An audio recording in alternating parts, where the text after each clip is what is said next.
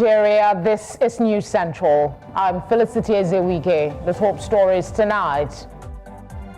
Vice President Kashim Shettima presides over National Executive Council meeting, reviews ongoing security strategies amid growing insecurity across Nigeria.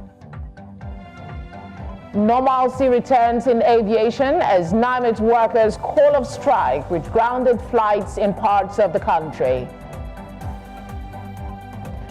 DR Congo and M23 rebels announced ceasefire in Qatar, with more negotiations to resume in the coming weeks. In business, EFCC secures arrest warrant for 6 CBEX staff over $1 billion cryptocurrency scam. And in sport, Nigeria weightlifters dominate Africa with stellar performances at the ongoing Africa Senior Championship in Mauritius.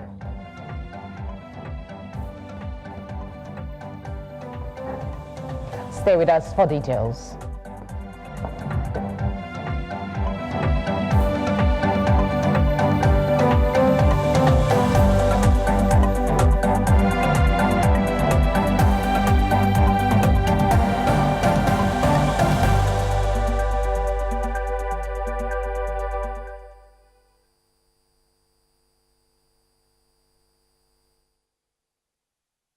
Thank you for joining us.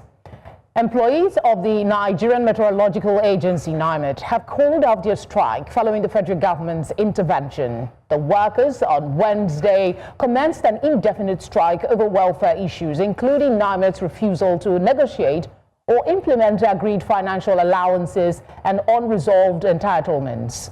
They also accused the management of the agency of withholding important documents, ignoring requests for inclusion of omitted staff in past payments, and neglecting key training programs in favor of executive retreats.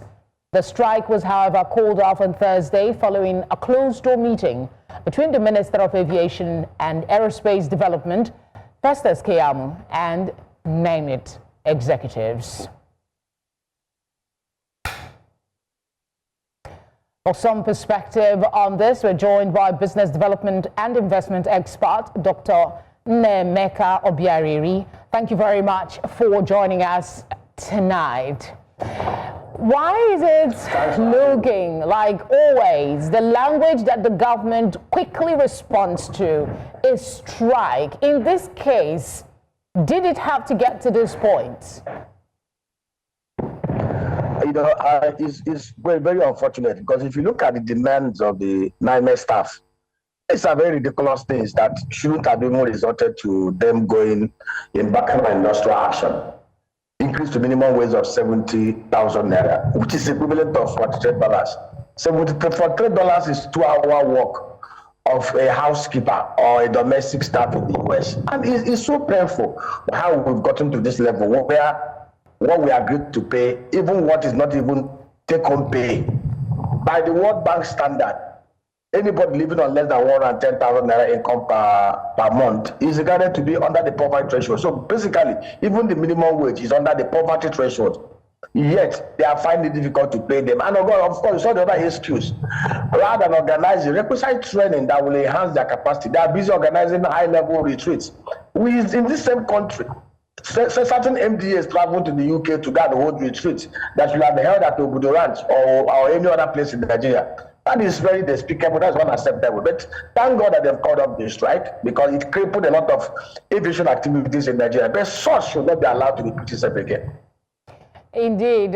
One wonders, though, if these issues have over the years been brought to the fore with some force as they should have.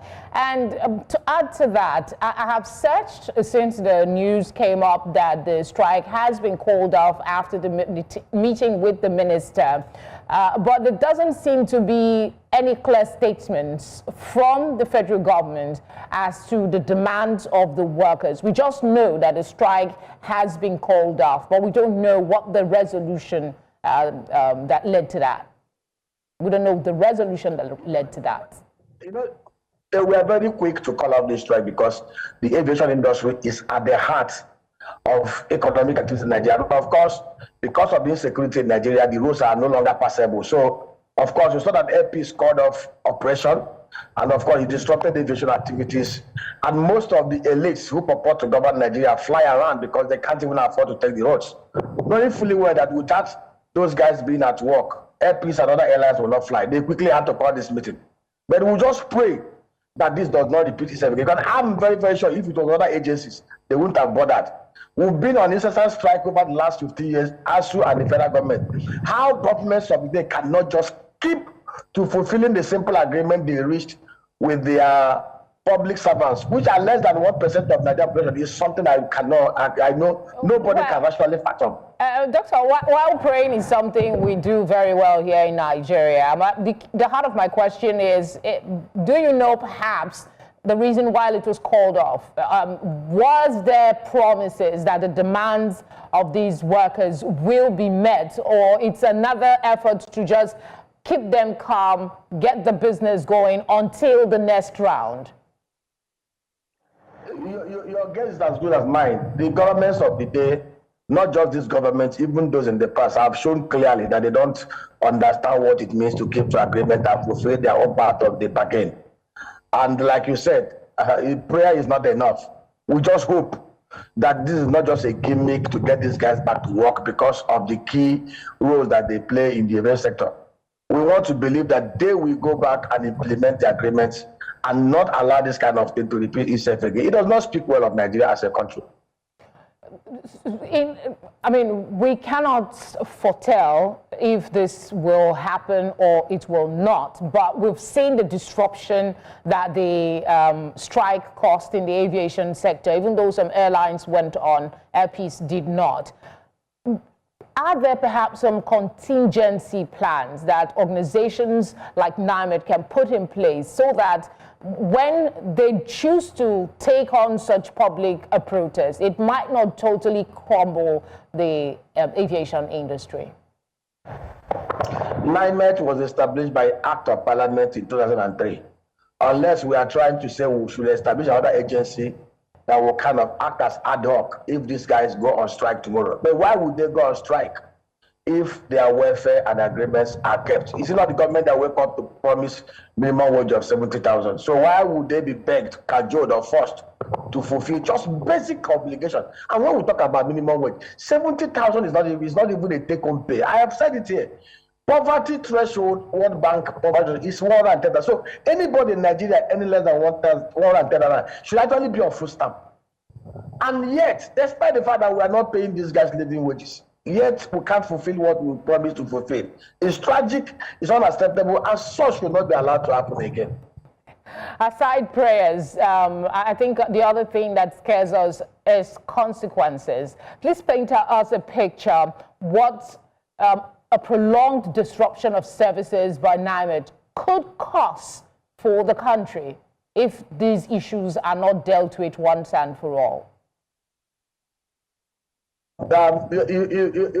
We work in a nation where governments do not work with statistics, we do not work with numbers.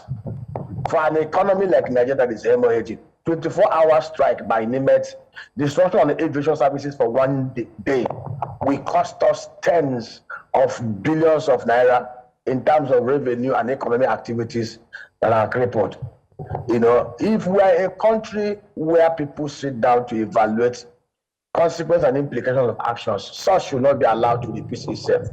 But we don't appreciate it, we don't appreciate manpower, we don't appreciate what productivity is. That is why today we have sunk from a $363 billion economy in 2023 to one that is $188 billion.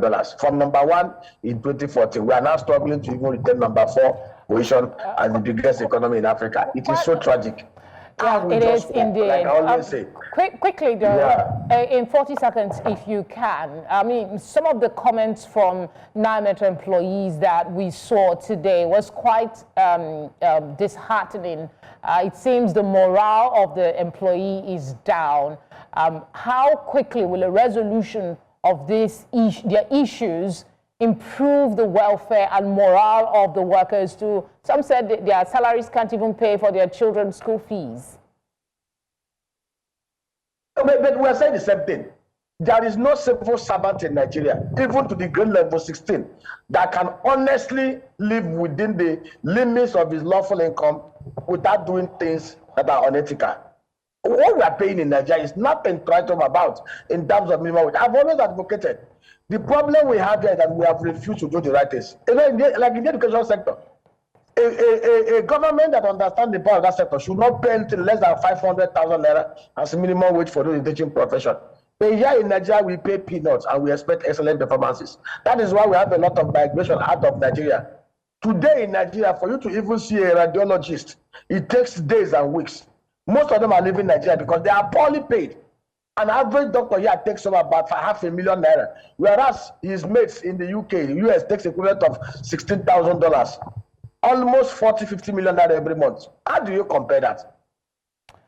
But unfortunately, we do hope, though, that now that the federal government has stepped in, things will calm down and the employees will be a bit more relieved. Thank you very much for speaking with us.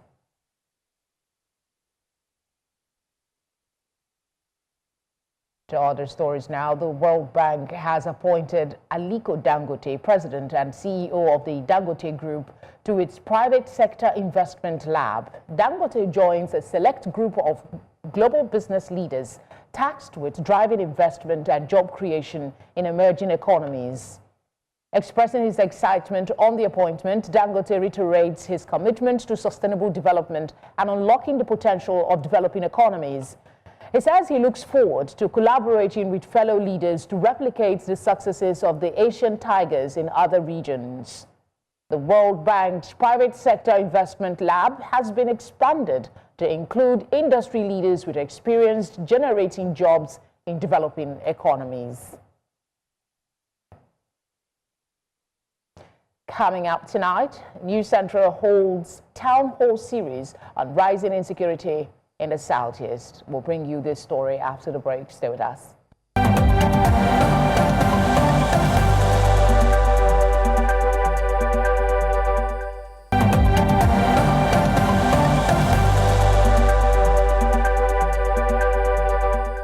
You're watching Tonight on News Central. A reminder of our top stories. Vice President Kashim Shettima presides over National Executive Council meeting, reviews ongoing security strategies amid growing insecurity across Nigeria. Normalcy returns in aviation as NIMET workers call off strike, which grounded flights in parts of the country. DR Congo and M23 rebels announced ceasefire in Qatar, with more negotiations to resume in the coming weeks. Glad you're still here. Nigeria's Vice President Kashim Shettima has presided over the 149th meeting of the National Economic Council at the State House in Abuja. The meeting had the Rivers State Sole Administrator, Vice Admiral Ibok-Ete Ekwe-Ibas, retired, attend his first council session since assuming office. The governors, some of whom were represented by their deputies, met amid fresh attacks in Plateau, Benue, Borno, and other parts of the country. Let's now tell you that News Central, staying true to its mission of amplifying critical national conversations, hosted a high-stakes edition of its town hall series in Anambra State with a focus on the escalating insecurity plaguing Nigeria's southeast. The event sparked a dynamic exchange of testimonies, tensions, and commitments as stakeholders confronted the harsh realities facing the region. News Center's Israel Eferobo has details. All stakeholders put heads together. The town hall drew a diverse mix of participants, including traditional rulers, community leaders, concerned residents, and law enforcement officials, all united by a shared sense of urgency to address the deepening crisis. Discussion centered on the impact of IPOB activities, the sit-at-home directives, and the growing fear that has crippled both economic activity and social stability in the region. Without security, no farmer will go into the bush and cultivate. Like last time, our national president from Plateau State, they killed her husband in the bush while farming. Added to that security problem, what you may call an attack on our people. The people of the Southeast have been dehumanized, even by the security persons that are to help them. Presiding over the security concerns was Commissioner of Police Anambra State Ikoye Orutugu, who made a heartfelt appeal for public support in the fight against criminality and unrest. What we need is just community support. However, the event took a tense turn when the Commissioner of Police Ikoye Orutugu alleged that some traditional rulers were complicit in shielding herdsmen responsible for disrupting farming communities. The comment triggered immediate backlash from participants who strongly denied the accusations and demanded evidence. Address your traditional rulers. How did the so-called cattle rearer jump to that place? He comes, honor him. Sometimes with one cattle rearer. Honor him with one small boy where they follow, carry stick, they follow up. Before you know, he's expanding. He's carrying Okogoro to one traditional ruler, to one chief. We have a list of people who are to speak. Please hold on. I want to tell us that these Fulanis, they don't consult anybody before entering our communities. These people know our bushes better than we, the owners of the community. I remember that some few years ago, a group of people that are involved or engaged in herdsmen made a national broadcast. It was all over Nigerian media, that if they are not given land to graze their cattle, they are going to wage war against Nigerians. Despite a heated exchange, the session ended on a note of cautious optimism as stakeholders shared ways to improve security in the region. We are the solution. If we want solution, we are the solution. Give us the solution. Mr. Governor is trying in his own part. He will not say something and come down and do it. Anambra State in general is very, very much free from drugs. Of course, it is an established fact that there is a nexus between drugs and crime generally. In a pivotal moment, the managing director and editor-in-chief of News Central Television, organizers of the town hall meeting, secured a public pledge from Commissioner Orutugu to consistently engage with citizens and ensure transparency in policing operations. The bottom line in all of this is there is an understanding here that CP Anambra, for as long as there's an assignment in Anambra, he will create time and the police will listen, and we're hoping that the information provided will lead to intelligence that will make it possible for us to say Anambra is now cleared of all forms of insecurity. As the Southeast region continues to grapple with insecurity, the call from this town hall is clear. The time for listening and collaborative action is now.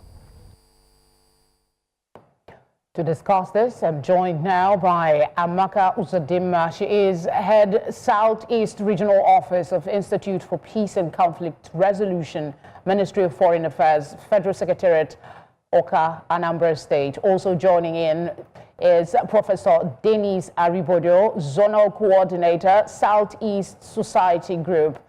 Thank you very much for giving us your time tonight. Amaka, please let me start with you and just get your perspective on gatherings like this. How important are they in pushing the needle towards looking for solutions for some of our challenges? It is very important in pushing for the solution in view of the fact that we have insecurity that affects peace, that makes it difficult, brings challenge towards peace building, which is what our mandate stands for. It is very apt that they brought it up and we decided to discuss it today. It is very important in view of the fact that there are so many issues that Southeast people are facing in insecurity, issues relating to farmers' headers, relating to unknown gunmen, relating to community land disputes, relating to royalty, PG, Tozo, chieftaincy, traditional rural position, series of conflict issues are found in the Southeast, and it is very apt that it's being discussed now. Let me come to you and just point something out. In recent months, a lot of attention has been in the North Central and the Northeast and other parts because of the security situation, the challenges similar to what, in some degree, to what we're seeing in the Southeast. Is it that government is not paying as much attention to the Southeast as they should?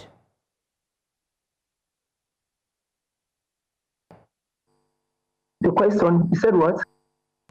I'm trying to find out from you. Did you, okay, I'm asking, in the past couple of months, we've had the situation in the North Central and the Northeast and other parts being in the forefront because of the calamity that seemed to be befalling innocent residents. My question is, with what we've seen today from New Central's town hall meeting, the complaints and the challenges that was put forward, is it that government is not paying as much attention to the Southeast as they should? Yes, Southeast is not getting enough attention because other parts of Southeast, Emeka, the question is actually for Prof. Okay, I don't think the Prof can hear me, so please go ahead. Okay, I can hear you. All right, go ahead then. Did you get my question? Yes, the truth is that the effort of the government is not yielding the expected result. So we can say that they're not doing enough because what we see in the Southeast is a situation where the region has been over-militarized, and that is also adding and aggravating to the security. For example, states in the Southeast and the rules, sometimes you feel terrorized by the security agencies than even the so-called unknown gunmen and whatever criminality you have. You know, sometimes they tell our people to come down from their vehicles and walk across them. Sometimes they block the roads and they're creating fear among the people. Sometimes every 3 to 5 posts, you see checkpoint and they collect money and they harass people. And that is also adding to the problem, apart from the general problem of our people not being able to live out their life. I'm of the university environment, and in our university we have a massive land in one of the towns in the community. And in that place, we cannot go there to farm. We cannot go there to farm. Our students can't even live there because of the attacks of the headers, the non-government.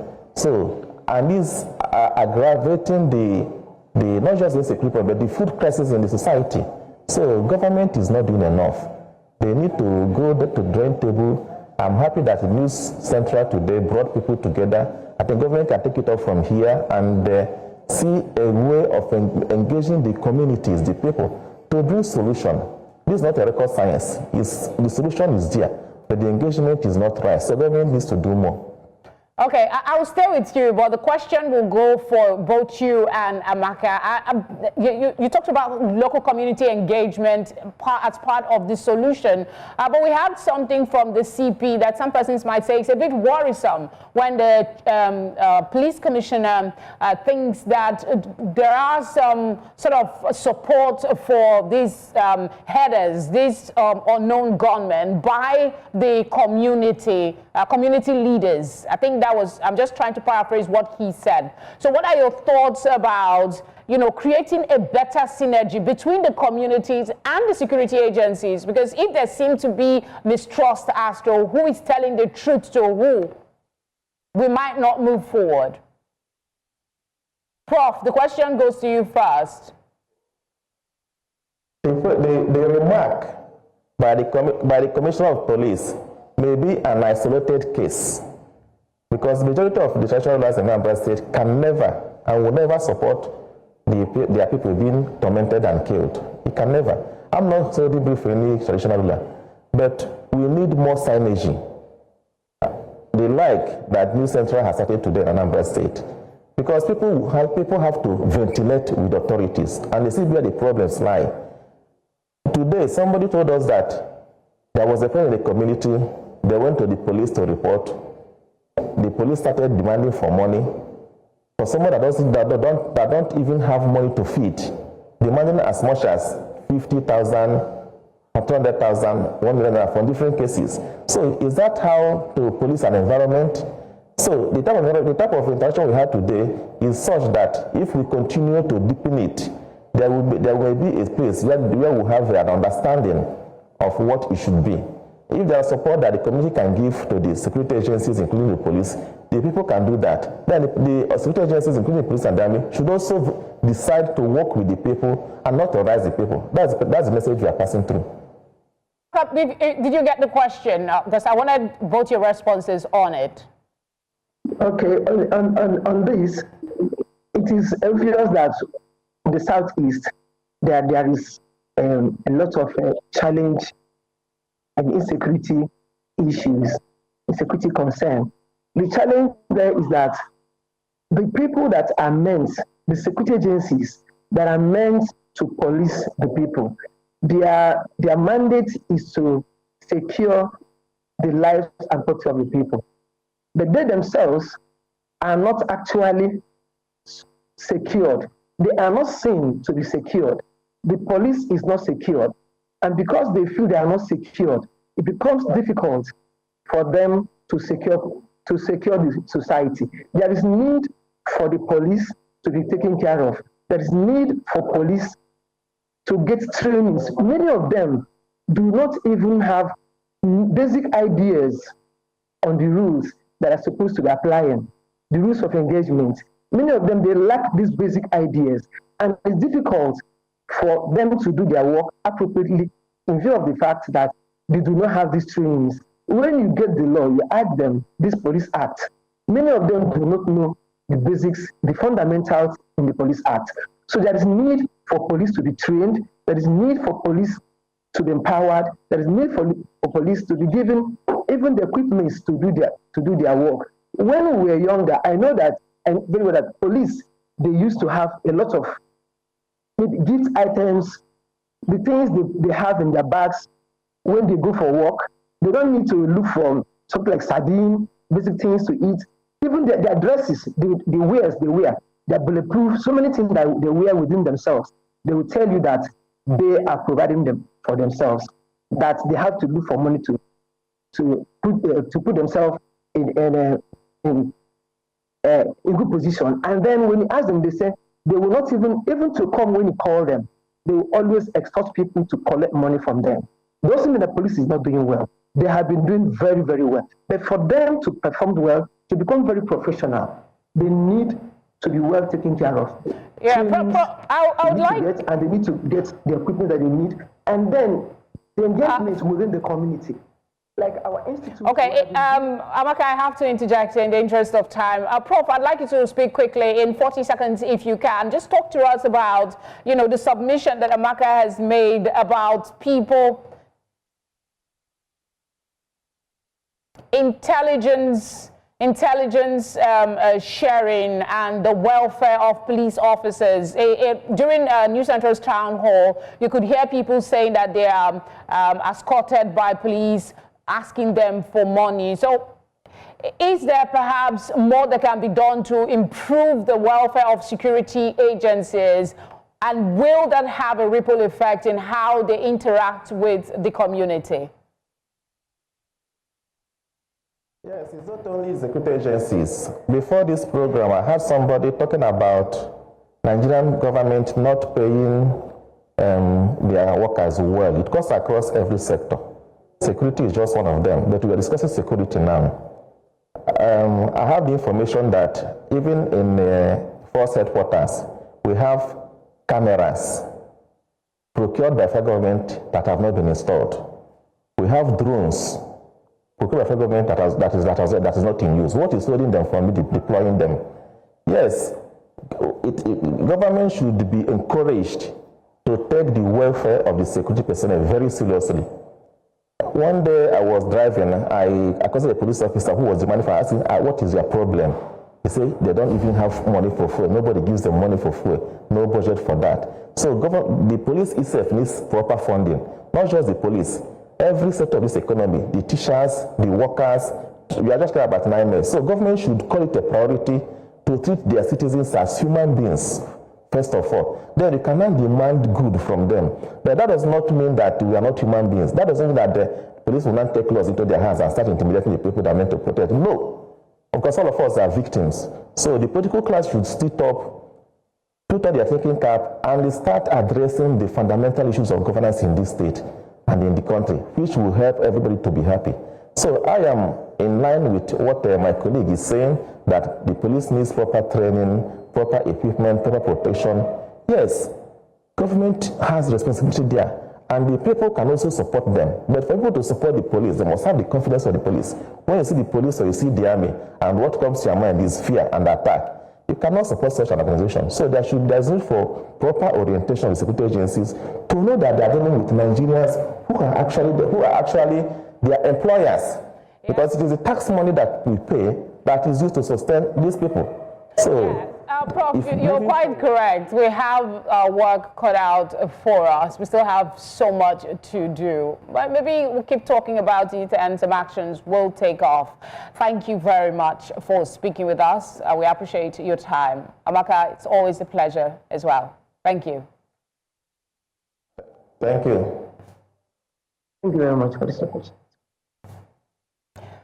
Still ahead, it's tit for tat as Pakistan and India engage in diplomatic war. We'll tell you why when we get back.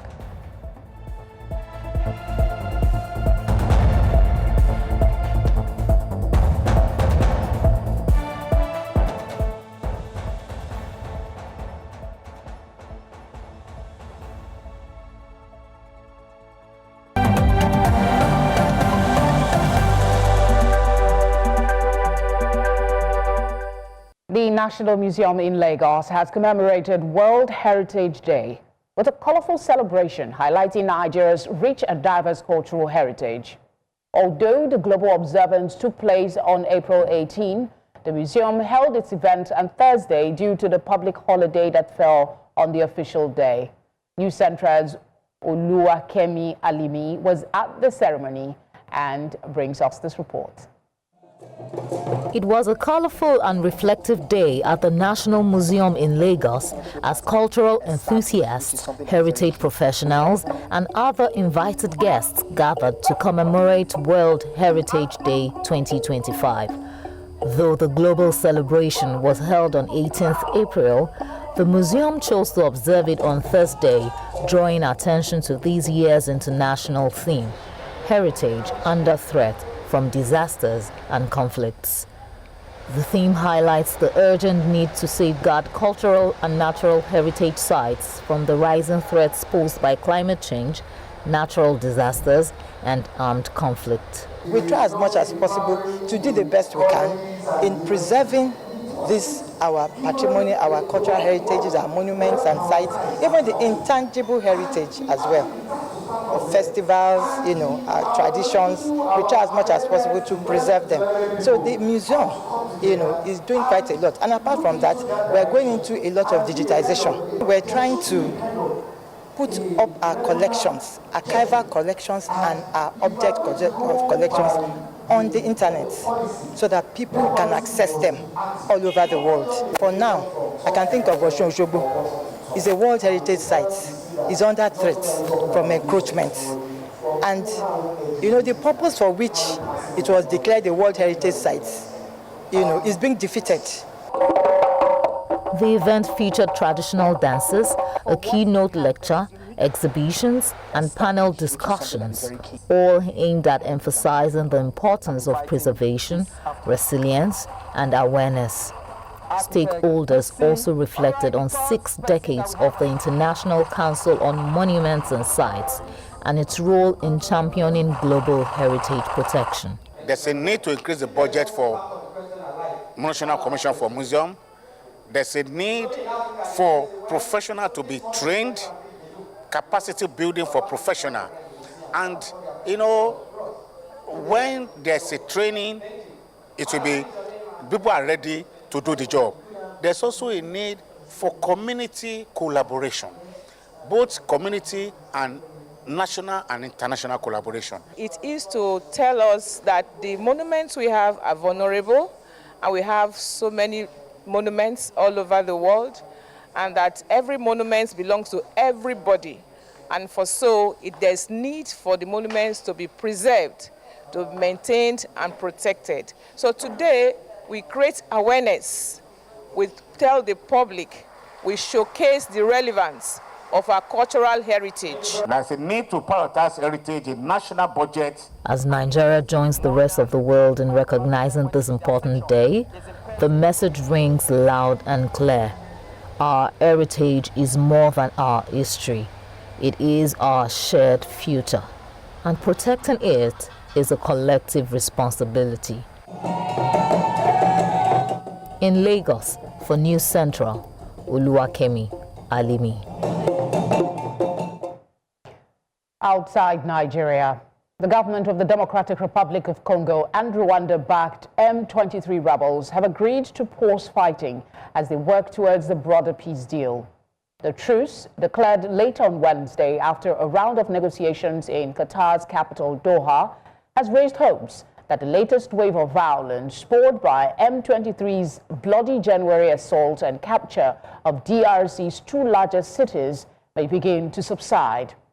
In a joint statement by both parties, they reaffirmed their commitment to an immediate cessation of hostilities, a categorical rejection of any hate speech, intimidation, and call on local communities to uphold their commitments.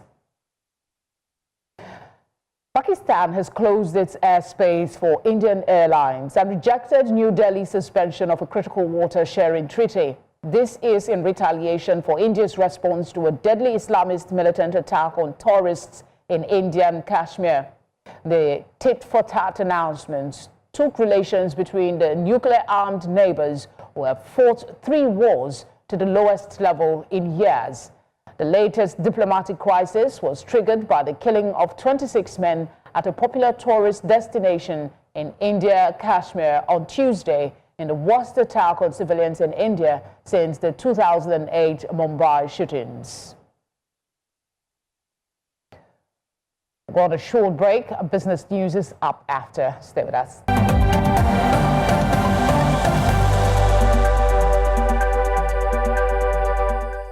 Joanna is here for some business updates. Joanna, what are we looking at? Well, arrest warrants have been issued against influencers who were associated with the CBEX scam. Remember that?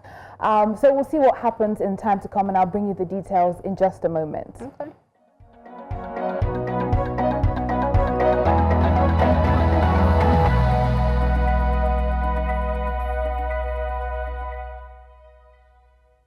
A federal high court in Abuja has ordered the arrest of 6 individuals linked to a $1 billion cryptocurrency scam operated under Crypto Bridge Exchange, CBEX.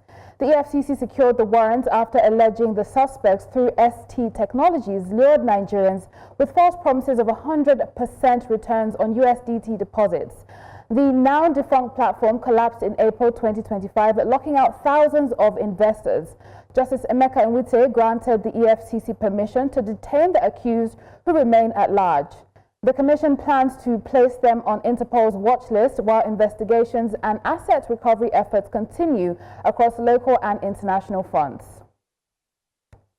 And the federal government has announced it will begin seizing mortgage properties from retired civil servants who failed to repay housing loans. The move, disclosed by the federal government Staff Housing Loans Board, aims to recover outstanding debt and enforce mortgage terms.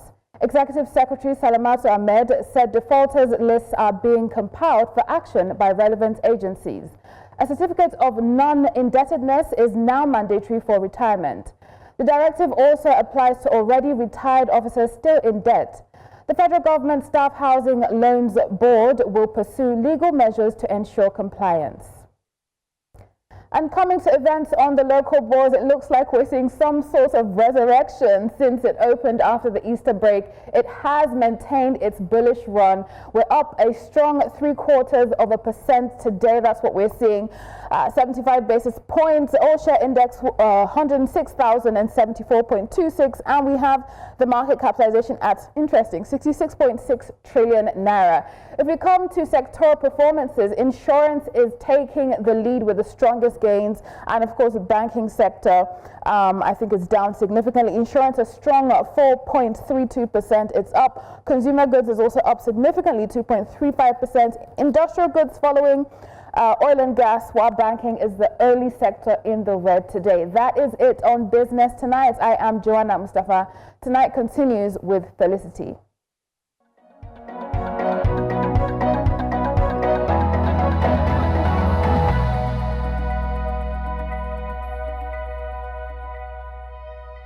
Our Favor here for some sports stories. Favor, good to see you. Yeah, interesting times ahead for our weightlifters in Nigeria. They are currently in Mauritius and bagging lots of medals for the country. Many more after this time.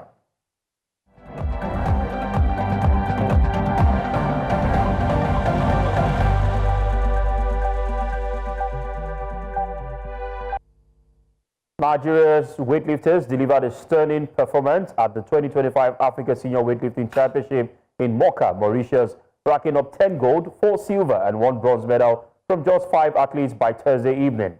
Onome Didi, Rafiatou Lawal and Ruth Ayodele each secured 3 gold medals in the 55 kilogram, 59 kg and 64 kg women categories respectively. Now in the men's event, Umofi Adidion claimed the gold and 2 silver in the 73 kilogram, while Tuesday Emmanuel earned 2 silvers and 1 bronze in 67 kilogram. Now all 5 lifters won medals, placing Nigeria firmly on the top of the medal table.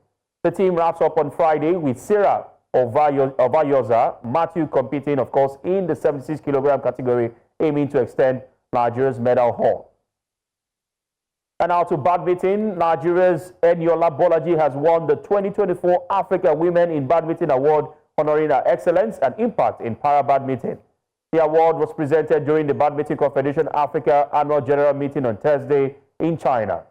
A Paralympic bronze medalist and multiple-time African champion, Bolaji is the second Nigerian to receive the prestigious honor following Obiageli Solaja in 2019. The recognition highlights her groundbreaking achievements, including her historic Paralympic medal and her influence on the sport across the continent. Away from there to football, Technical Director of the Nigerian Football Federation, Augustine Egwavon, has praised Lagos State for its consistent production of exceptional female football talent. Speaking at the Raliat Abdusalam Foundation Female Unity Cup final held on Thursday at the Mobolaji Johnson Arena, Egwavon noted that many players showcase the potential to represent Nigeria at both Flamingos and Super Falcons levels. In the final match, Lagos-based Aisha Yusuf FC defeated Cats FC 4-2 on penalties after a goalless draw, with team captain Odebode leading the shootout victory. Meanwhile, Unification Talent secured their third place with a 3-0 win over Phoenix FC. Tournament founder Raliat Abdusalam reaffirmed the commitment to developing grassroots female football in collaboration with the Lagos State Football Association. And that wraps it up on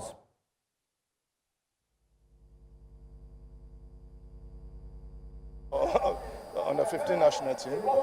You know, they have to align with the FIFA calendar, free windows. And as we speak, we have organized 2-3 friendly games in the coming windows. So they should please do their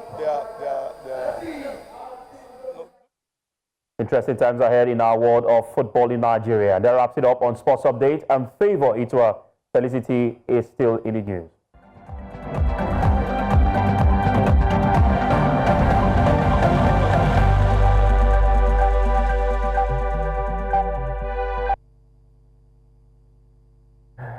Yes, I can hear you.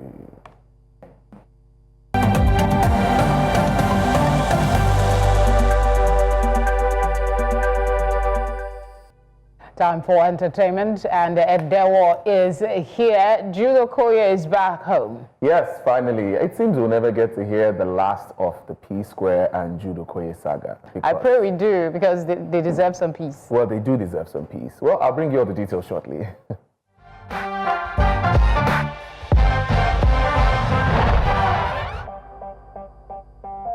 All right, in entertainment. Now, Jude Okoye, the former manager of the defunct music group P-Square, has been released from detention after 2 months in the custody of the Economic and Financial Crimes Commission. He was charged alongside his company, Northside Music Limited, with 7 counts related to money laundering.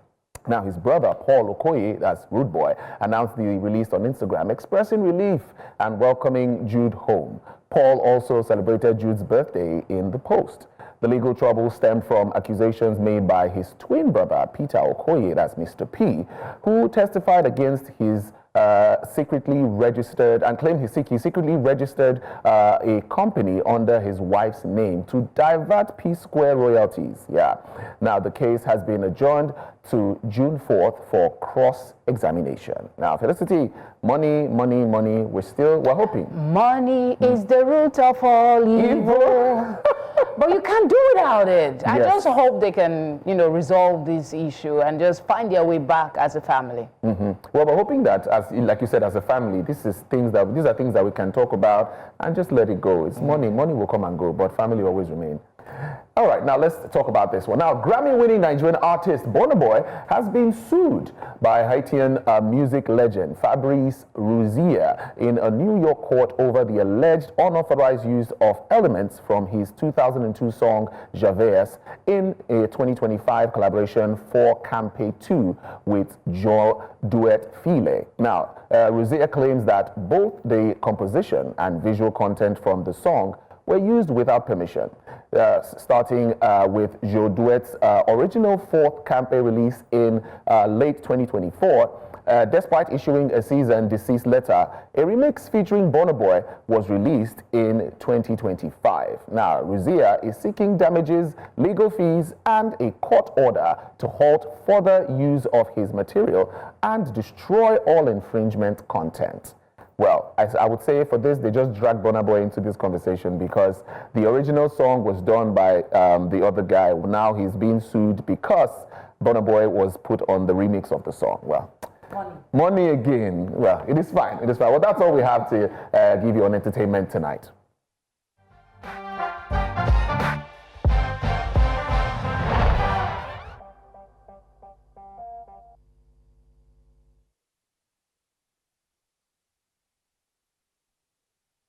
That's all we have for you tonight. But before we go, a quick reminder of our top stories.